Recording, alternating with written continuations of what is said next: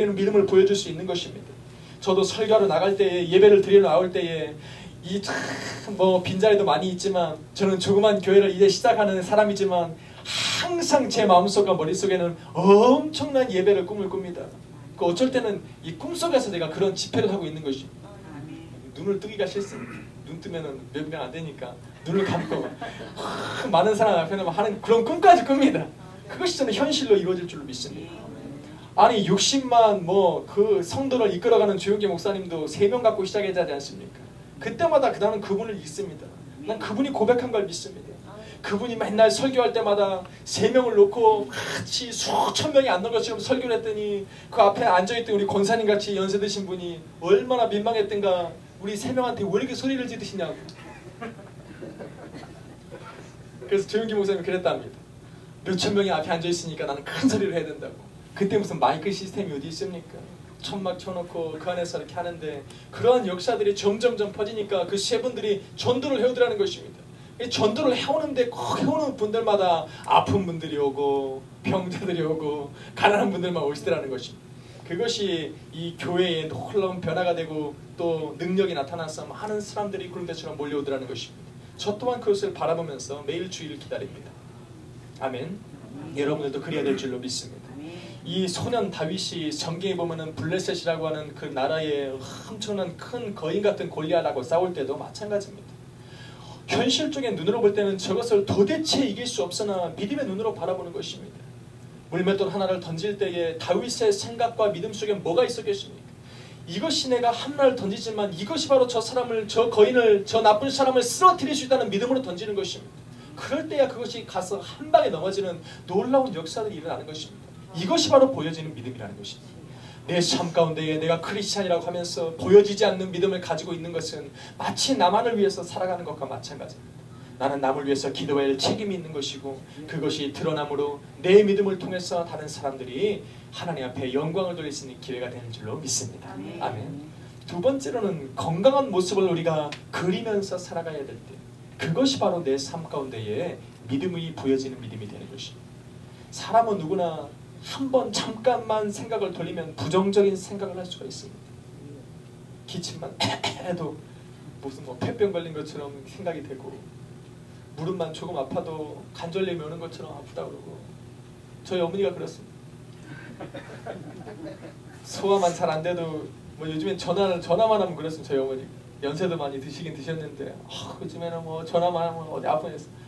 아니 그거 믿는 분이고 왜 이렇게 하냐고 부정적인 기도하시라고 제가 그래요. 또 한참 전하다 보면 또 믿음이 또 살아납니다. 그래서 또 멀쩡한 것 같다 그러지.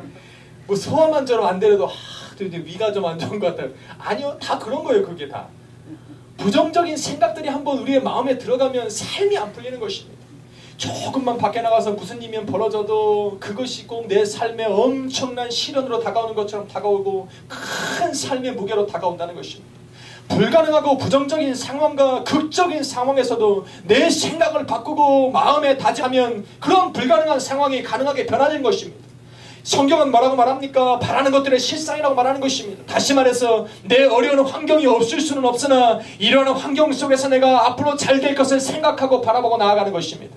지금은 내가 몸이 연약하고 아플지라도 성경은 그대로 죽는 것이 아닙니다. 하나님께서는 반드시 치유하여 주시고 이 땅에 살아가면서 평안한 삶을 살기를 원하기 때문에 구원하는 것입니다.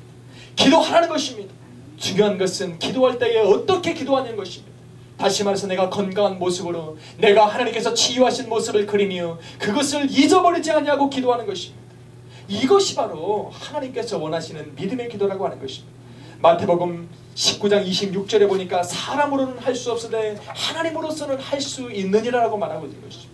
사람이 할 수 없는 것이 얼마나 많이 있습니까? 이분 내 자식 하나도 내 마음대로 할 수 없는 것이 사람인데 어떻게 다른 것 또한 내 마음대로 할 수 있습니까? 그러기에 성경은 우리에게 말합니다. 사람으로는 할 수 없으되 하나님으로는 하실 수 있느니라. 우리는 그 하나님을 믿는 것입니다. 마가복음 11장 24절은 우리에게 다시 한번 주님이 말하고 있는 것입니다. 믿고 기도한 것은 받은 줄로 믿으라. 그리하면 내 삶의 그대로 되리라. 하나님의 놀라운 역사는 그렇게 이루어지는 것입니다. 왜냐하면 우리의 병든 몸은 베드로전서 2장 44절에 보니까 저가 채찍에 맞음으로 우리가 나음을 입었다라고 하는 하나님의 놀라운 역사를 말씀 속에서 약속하고 있기 때문에 그런 것입니다. 믿으십니까? 아멘. 우리들의 건강한 모습은 나를 위해 있는 것이 아니라 내 건강한 모습 믿음으로 기도한 것은 다른 사람에게 또한 믿음으로 다가갈 수 있기 때문에 그런 것입니다. 아멘. 건강을 위해서 기도하십시오. 그래야 되는 것입니다. 세 번째로는 뭐냐면 성공적인 삶을 통해서 우리의 믿음을 보여줄 수 있습니다. 성공이라는 것이 무엇이냐는 것입니다. 우리는 살아가면서 많은 사람들을 바라봅니다. 성공하려고 노력을 합니다. 성공하려고 인생에 많은 놀라운 계획들을 세우며 살아갑니다. 성공의 기준이 어디냐는 것입니다. 여러분이 생각하는 성공의 끝이 어디냐는 것입니다. 성공을 하면 무엇을 하겠냐는 것입니다. 저도 성공적인 삶을 살아가길 소망합니다. 그래서 제 머릿속에서 성공적인 삶이라고 하는 것이 어떤 것이 성공적인 삶입니까? 저 또한 한번 그려봅니다. 많은 큰 교회가 있고 성도님들이 와서 은혜를 받고 하나님을 찬양하고 놀라운 하나님의 은혜를 베푸는 것이 저는 성공이라고 생각하며 살아갑니다. 그러나 다른 세상에 있는 사람들은 돈을 많이 벌고 평안한 삶을 살고 내 가족과 정말로 안락하게 살아가고 걱정과 근심과 불안이 없는 그러한 삶을 살아가길 소망하는 것이 성공적인 삶일 수 있습니다. 안 그렇습니까? 그러나 그들의 마음속에도 끝은 있는 것입니다. 아무리 돈이 많은 사람도 죽음에 직면하면 죽음 앞에 우리는 공포에 떨어야 되는 것이고 질병이 한번 다가오면 그 질병으로 인해서 모든 것을 잃어버릴 수 있는 그러한 불안감 속에 살아가고 있는 것입니다. 진정한 성공의 삶은 무엇입니까? 성공이라고 하는 기준을 잘 정해야 될 것인데 성경은 우리에게 말하고 있는 것은 성공이라고 하는 것은 바로 우리에게 성공을 주시고 또 우리의 삶을 인도하시는 하나님 앞에 온전한 모습으로 비춰지는 것이 성공하는 삶입니다.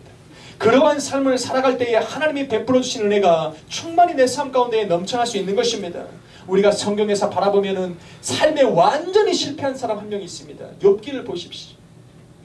저는 며칠 전에 이 얘기를 한번 나눈 적이 있습니다. 우리 욥기를 바라보면은 정말로 참 불행한 삶을 살았습니다.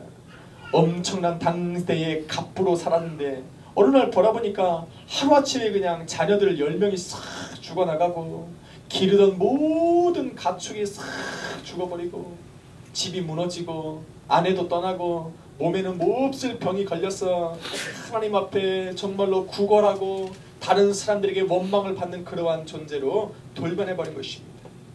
왜 그런 것입니까? 왜 욥한테 이러한 일들이 벌어진 것입니까? 어떤 사람들이 이런 겁니다. 하나님께서 욥을 시험하기 위해서 아니요. 여러 가지 방법으로 하나님이 시험할 수 있는데 왜 꼭 굳이 그러한 어려운 방법으로 욥을 시험했어야만 되냐는 것입니다. 그러나 우리가 욥기 3장 25절을 가만히 읽어보면 욥이 이렇게 고백을 합니다.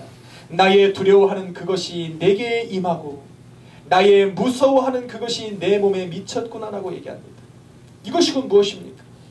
그 엄청난 부를 누리고 건강을 누리고 자녀들을 누리면서 당대에 정말로 최고의 부를 누리고 권력을 누렸던 그의 마음속에 두려워하고 또 무서워하는 것이 하나 있었는데 바로 그의 삶 가운데에 일어났던 그러한 일들을 두려워했다는 것입니다. 자녀들이 많아서 다른 사람들에게 부러움의 대상이 됐던 그는 이 자녀들이 어떻게 될까 마음에 두려워하며 살았다는 것입니다.